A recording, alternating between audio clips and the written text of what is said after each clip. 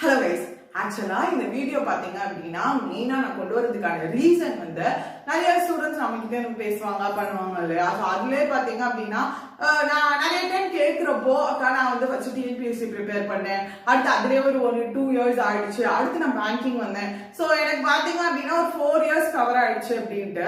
So அந்த 4 years டைம்ன்றது ஒருத்தரோட லைஃப்ல எவ்வளோ இம்பார்ட்டன்ட். ஆக்சுவலா கேட்கிறப்போ வந்து எனக்கு அப்படியே விட்டு போகணுன்றது தோணாது. எனக்கு அது உறுதி 4 வருஷம் அவங்க வந்து ஸ்பெண்ட் பண்ணிருக்காங்க. ஸோ அது அவங்களுக்கு எவ்வளவு கஷ்டமா இருக்கும், இன்னும் கிளியர் பண்ணல அப்படின்ற பட்சத்துல எனக்கு அது உண்மையிலேயே ரொம்ப கஷ்டமா இருக்கும். ஸோ நிறைய பேர் இந்த மாதிரி சொல்லியிருக்காங்க. இந்த வீடியோ கண்டிப்பா உங்களுக்கு ஒரு ஐ ஓப்பனிங் வீடியோவா இருக்கும். ஸோ என்னென்ன இந்த வீடியோல டிஸ்கஸ் பண்ண போறோம் அப்படின்னா என்னென்ன காம்படிட்டிவ் எக்ஸாமினேஷன் மேஜர் கால்ஃபர் இருக்கு, அதாவது இது தாண்டி குட்டி குட்டி கால்ஃபர் பண்ற எக்ஸாம்ஸ்லாம் நிறைய இருக்கு.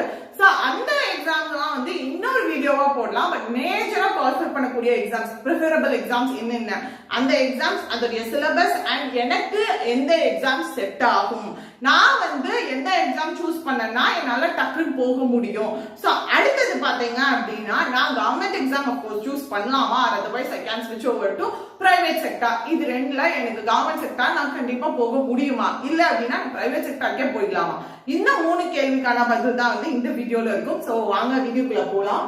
சோ ஃபர்ஸ்ட் யூபிஎஸ்சின்றது another world. சோ நம்ம ஃபர்ஸ்ட் யூபிஎஸ்சி லாஸ்ட்ல பார்க்கலாம். பேங்கிங், எஸ்எஸ்சி, ரயில்வேஸ், டிஎன்பிஎஸ்சி பத்தி ஃபர்ஸ்ட் ஓவரால் சொல்லிடுறேன். சோ இப்போ என்ன அப்படின்னு பாத்தீங்கன்னா பேங்கிங் பொறுத்த வரைக்கும் பாத்தீங்கன்னா RRB regional rural banks, so அவங்க கால்ஃபர் பண்ணுவாங்க. அடுத்தது ஐபிபிஎஸ் கால்ஃபர் பண்ணுவாங்க, எஸ்பிஐ.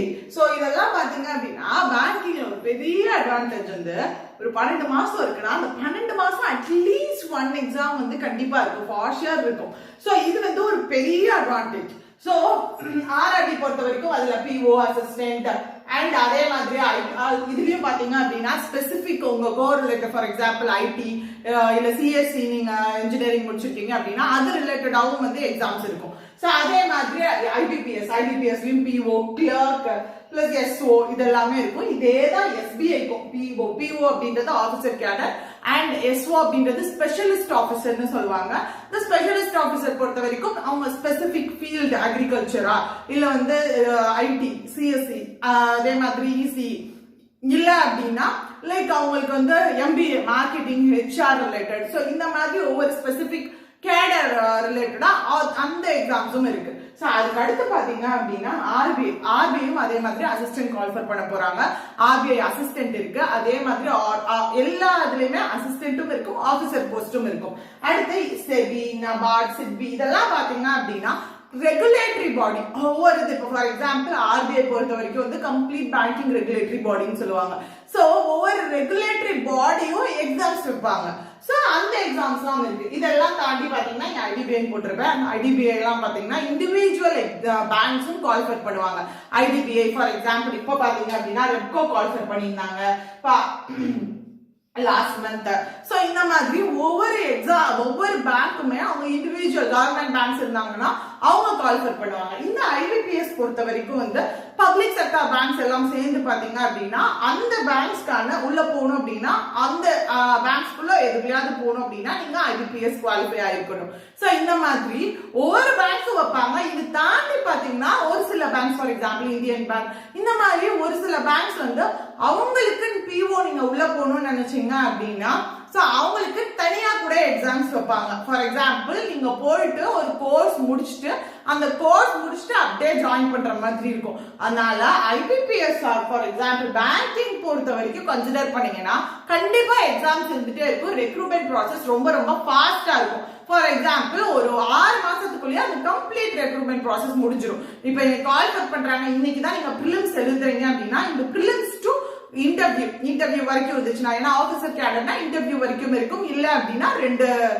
கேட்டகரி இருக்கும், பிரிலிம்ஸ் அண்ட் மெயின்ஸ் இருக்கும். சோ இந்த இது எப்போ கம்ப்ளீட் இன்டர்வியூ வரைக்கும் பாத்தீங்கன்னா ஒரு 6 to 8 monthsக்குள்ள ப்ராசஸே முடிஞ்சிடும்.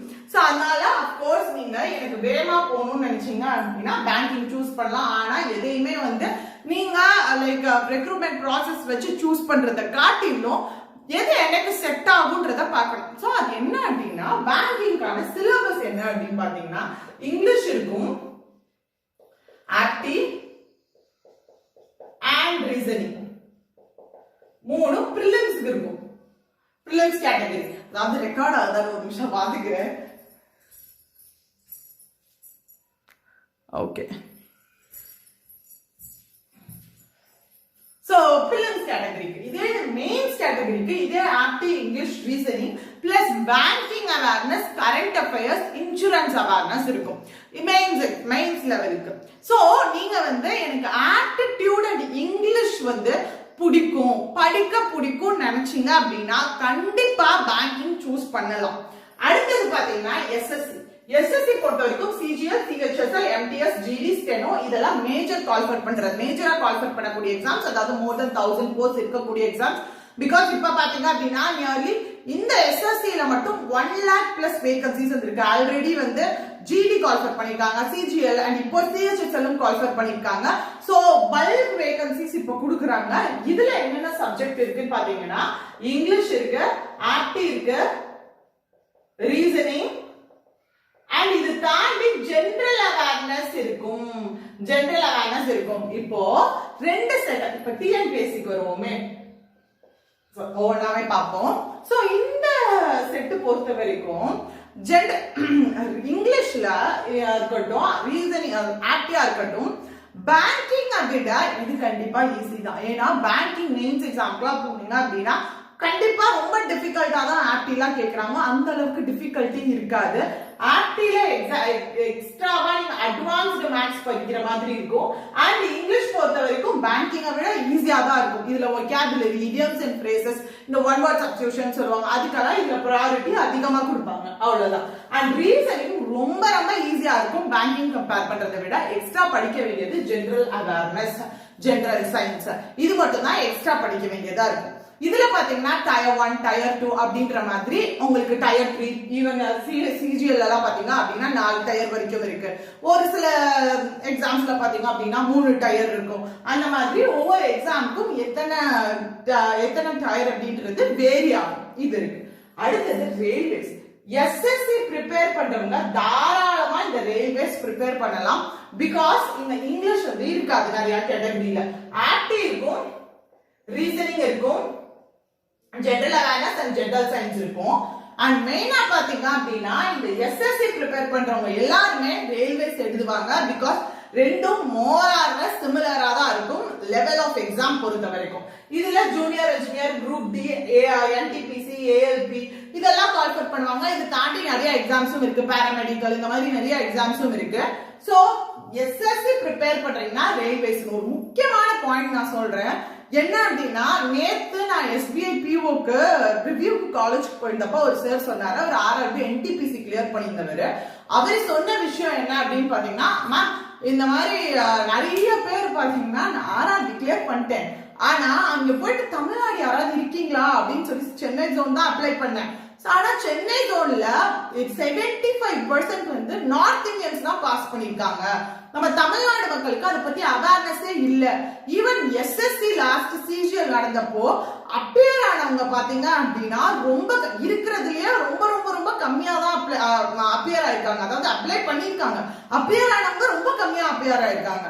சோ என்ன அப்படின்னா இந்த SSC அண்ட் ரயில்வேஸ் பொறுத்த வரைக்கும் உங்களுக்கு வந்து ப்ராசஸ் வந்து ரொம்ப டிலே ஆகுறது ஒரு ரீசன், முக்கியமான ரீசன் தான். அதனால கூட ப்ரிப்பேர் பண்ணாம இருக்கலாம். ஆனா எப்போ குவாலிஃபை பண்றாங்களோ அந்த ஒரு 3 மாசம் கண்டிப்பா நல்லா ப்ரிப்பேர் பண்ணுங்க, கண்டிப்பா அடிச்சிடலாம். ரயில்வேஸ்லாம் அவர் சொன்னது ரொம்ப ரொம்ப ஈஸியா இருக்கும். அந்த மாதிரி ரொம்ப கஷ்டப்படவே தேவையில்லை. ரொம்ப ரொம்ப ஈஸியா தான் வந்து ரயில்வேஸ் இருக்க பேங்கிங் கூட கம்பேர் பண்றப்ப. நான் ஆல்ரெடி TNPSC படிச்சுட்டு இந்த பேங்கிங்கும் ப்ரிப்பேர் பண்ணிட்டு இருந்தேன். அதனால வந்து எனக்கு ஜெனரல் அவேர்னஸ் இதுல கொஞ்சம் ஈஸியா இருந்துச்சு அப்படின்னு சொல்லி சொன்னாங்க. சோ என்ன அப்படின்னா இன்கேஸ் நீங்க பேங்கிங் ப்ரிப்பேர் பண்ணாலும் இல்ல பேங்கிங் ப்ரிப்பேர் பண்ணலக்கா நான் பேங்கிங் மட்டும் ஃபோக்கஸ் பண்றேன்னா வெல் அண்ட் குட், நீங்க அது மட்டும் ஃபோக்கஸ் பண்ணுங்க. இல்ல நான் SSCயும் ப்ரிப்பேர் பண்றேன் அப்படின்னா கண்டிப்பா ரயில்வேஸ் அட்டெண்ட் பண்ணுங்க. 2023 ரயில்வேஸ் நிறைய கால்ஃபர் இருக்குன்னு சொல்லியிருக்காங்க. நெக்ஸ்ட் பாத்தீங்க அப்படின்னா டிஎன்பிஎஸ்சி பொறுத்த வரைக்கும் மேஜரா குவாலிஃபை பண்றதாங்க குரூப் 1, குரூப் 2 இதெல்லாம் பாத்தீங்க அப்படின்னா இந்த வருஷத்தோட அவ்வளவுதான். இந்த வருஷம் போட்டிருந்தாங்க. பட் நெக்ஸ்ட் இயர் வந்து கம்ப்ளீட்டா நிறைய பேர் கொஸ்டின் பண்ணது அதான், என்ன ஒரு பெரிய வேகன்சி இல்ல அப்படின்னு சொல்லிட்டு எதெல்லாம் நிறைய கால்ஃபர் இருக்கோ அது எல்லாமே வந்து நெக்ஸ்ட் இயர் இல்ல. சோ ஆனா வந்து குட்டி குட்டி போஸ்டிங்லாம் இருக்கு. இது தாண்டி பாத்தீங்கன்னா group 1, group 2, group 4, VAO, police, மித்த நிறைய சின்ன சின்ன எக்ஸாம்ஸ் எல்லாம் இருக்கு. ஆனா இந்த மேஜரா கால்ஃபர் பண்ற எக்ஸாம்ஸ் எல்லாம் வந்து நெக்ஸ்ட் இயர் இல்ல. சோ இப்ப என்ன அப்படின்னு பாத்தீங்கன்னா 3 கேட்டகரி இருக்கு. எனக்கு மெமரைஸ் பண்றது பிடிக்கும், நிறைய வந்து படிக்க பிடிக்கும், தெரிஞ்சுக்க பிடிக்கும், அது மெமரைஸ் ஆகும் அப்படின்றவங்க நீங்க டிஎன்பிஎஸ்சி ஃபாலோ பண்ணலாம். டன். சோ இல்ல எனக்கு பாத்தீங்க அப்படின்னா ஓகே எனக்கு மெமரைஸ் பண்றது கொஞ்சம் ஓரளவுக்கு பரவாயில்ல, அது பிடிக்கும்ல, கொஞ்சம் பரவாயில்ல பிடிக்கும், அதாவது கொஞ்சம் இன்ட்ரெஸ்ட் இருக்கு, அது தாண்டி எனக்கு ஆக்டிவா இருக்கட்டும், ரீசனிங்கா இருக்கட்டும், சால்வ் பண்ணவும் பிடிக்கும் அப்படின்னீங்க அப்படின்னா நீங்க கண்டிப்பா எஸ்எஸ்சி அண்ட் ரயில்வேஸ் ஃபோக்கஸ் பண்ணலாம். ஆல்ரெடி சொன்ன மாதிரி எஸ்எஸ்சி அண்ட் ரயில்வேஸ் இந்த வருஷம் there is huge vacancy. so இந்த டைம் வந்து நல்ல ஒரு வேகன்சி இருக்கு. சோ நீங்க தாராளமா கான்சென்ட்ரேட் பண்ணலாம். எனக்கு மெமரைஸ் பண்றதே சுத்தமா பிடிக்காது, எனக்கு ஆனா வந்து ஒரு அனலிட்டிக்கல் ஸ்கில் இருக்கு, எனக்கு மேத்ஸ் எல்லாம் பிடிக்கும், ரொம்ப சால்வ் பண்றது பிடிக்கும் அப்படின்றவங்க, எனக்கு சீக்கிரமா வேலை வாங்கணும்னு நினைக்கிறவங்க நீங்க பேங்கிங் சூஸ் பண்ணலாம். Because recruitment process is very like highly reliable as well as reliableன்றத விட எல்லாத்துலயும் ஓரளவுக்கு ரிலேபிளா இருந்தா கூட இதுல வந்து like very soon it will happen very soon. ரொம்ப சீக்கிரமா முடிஞ்சிரும் recruitment process. and அடுத்தது யூபிஎஸ்சி பொறுத்த வரைக்கும் வந்து லைக் சொல்றதுக்கு ஒண்ணும் இல்லை, நீங்க 100% 200% டெடிகேட்டடா இருக்கிறவங்க மட்டும் சூஸ் பண்ணக்கூடிய எக்ஸாம் தான் வந்து இந்த யூபிஎஸ்சி. சோ இதுக்கு கீழே நிறைய செக்டார்ஸ் இருக்கு. சோ இதுல பாத்தீங்க அப்படின்னா பிலிம்ஸ், மெயின்ஸ் அண்ட் இன்டர்வியூ அப்படின்னு சொல்லிட்டு 3 கேட்டகரியில ஸ்ப்ளிட் பண்ணிருப்பாங்க. இதுல நீங்க டெடிகேட்டடா இருக்கணும், ரொம்ப டெடிகேட்டடா இருக்கணும். லைக் எனக்கு வேற எதுலயுமே ஆசோலேஷன் இல்லாம நான் இதுல மட்டும் ஃபோக்கஸ் பண்ணணும் அப்படின்ற மாதிரி. Because we look up to them. என்ன அப்படின்னா ஒரு ஐஏஎஸ் இருக்கட்டும், ஆஃபீஸரா இருக்கட்டும், ஐபிஎஸ் ஆஃபீஸரா இருக்கட்டும், we look up to them. So அந்த மாதிரி லெவல்ல இருக்கக்கூடிய போஸ்டிங்க்கு கண்டிப்பா ரொம்ப ஒர்க் பண்ண வேண்டியது இருக்கும். சோ 3 கேட்டகரி இருக்கும். இதுல பாத்தீங்க அப்படின்னா அப்ஜெக்டிவ் டைப்பும் இருக்கும், பிளஸ் டிஸ்கிரிப்டிவ் ரைட்டிங் நம்ம எழுதுன மாதிரி இருக்கும். அது மட்டும் இல்லாம ஜெனரல் சயின்ஸ், ஜெனரல் அவேர்னஸ் கம்ப்ளீட்டா கவர் பண்ற மாதிரி இருக்கும், எக்கானமி, பொலிட்டி அப்படின்ற மாதிரி. அது தாண்டி பாத்தீங்க அப்படின்னா உங்களுக்கான ஸ்பெஷல் சப்ஜெக்ட் ஒன்று சூஸ் பண்ற மாதிரி இருக்கும். சோ அதுலயும் வந்து நீங்க நல்லா எஃபிஷியன்ட்டா பெர்ஃபார்ம் பண்ற மாதிரி இருக்கும். சோ இத பத்தி நம்ம எக்ஸ்பிளைன் பண்ணோம் அப்படின்னா கண்டிப்பா லைக் நீங்க 100% கான்பிடென்ட்டா இருக்கீங்க, நான் இதுல வந்து என்னோட ஹார்ட் அண்ட் சோல் கொடுத்து படிக்க போறேன் அப்படின்றவங்க மட்டும்தான் இந்த யூபிஎஸ்சி செலக்ட் பண்ணும். சோ அப்படின்னா நான் ஓவரால் எல்லாத்துலயுமே சிலபஸ் என்ன அப்படின்றத சொல்லியிருக்கேன். பிளஸ் பாத்தீங்க அப்படின்னா எப்படி ரெக்ரூட்மெண்ட் ப்ராசஸ் இருக்கும் அப்படின்றது எல்லாமே சொல்லியிருக்கேன். சோ மெயின்லி ஒன் திங் நான் சொல்லணும்னு நினைக்கிறது என்ன அப்படின்னா, நீங்க கவர்மெண்ட் ஜாப் பொறுத்த வரைக்கும் இல்ல நான் வந்து சும்மா ட்ரை பண்ணி பார்க்கணும் எது அப்படின்றவங்க ஃபர்ஸ்ட் கால்ஃபர் பண்றாங்கன்னா எல்லாத்தையுமே கூட போய் அட்டென்ட் பண்ணுங்க. ஏன்னா ஒரு அட்டென்ட் பண்றப்போ ஃபர்ஸ்ட் டைம் அட்டென்ட் பண்றப்போ உங்களுக்கு ஒரு கிளாரிட்டி கிடைக்கும். எந்த ஃபீல்டு எனக்கு செட் ஆகும், எந்த எக்ஸாம் வந்து எனக்கு பிடிச்ச மாதிரி இருக்கு, எனக்கு ஃபேவரா இருக்கு, எனக்கு இன்ட்ரெஸ்டான சப்ஜெக்ட்ஸ் இருக்குன்னு சொல்லிட்டு உங்களுக்கு ஒரு கிளாரிட்டி கிடைக்கும். அப்படி அது பண்ணல அப்படின்னா எல்லாத்தோட ப்ரீவியஸ் இயர் क्वेश्चंस எடுத்து ஒரு டைம் ரெஃபர் பண்ணிட்டு எந்த செக்டார் சூஸ் பண்ணா எனக்கு நல்லா இருக்கும்னு சொல்லி பார்த்துட்டு செக் பண்ணிட்டு சூஸ் பண்ணுங்க. இல்ல பிரைவேட் செக்டார்லயே எனக்கு ஓரளவு கரியர் growth இருக்குன்ற மாதிரி நான் நினைக்கிறேன் அப்படின்றவங்க கண்டிப்பா அதுவே நீங்க சூஸ் பண்ணிக்கோங்க. சோ என்ன அப்படின்னா எனக்கு 100% எஃபோர்ட் போடுவேன் அப்படின்ற மாதிரி நினைக்கிறவங்க ஃபர்ஸ்ட் எந்தது எனக்கு செட் ஆகும்ன்றத பார்த்து சூஸ் பண்ணிட்டு உள்ள வாங்க. கண்டிப்பா நீங்க கிளியர் பண்ணிடலாம். அண்ட் இன்னொன்னு என்ன அப்படின்னா பேங்கிங் அண்ட் எஸ்எஸ்சி ப்ரிப்பேர் பண்ணணும்னு நினைக்கிறீங்க அப்படின்னா நம்மளோட kaneeshreenalogics ஆப்ல அதுக்கான கோர்சஸ் அவைலபிளா இருக்கு. டிஸ்கிரிப்ஷன்ல லிங்க் கொடுத்துருக்கேன், யூஸ் பண்ணிக்கோங்க. அண்ட் அடுத்த வீடியோல என்னென்ன ஃப்ரீ சோர்சஸ் இருக்கு எல்லா எக்ஸாம்ஸ்க்கும் அப்படின்னு சொல்லி நான் கொண்டு வரேன். So until then bye, see you guys.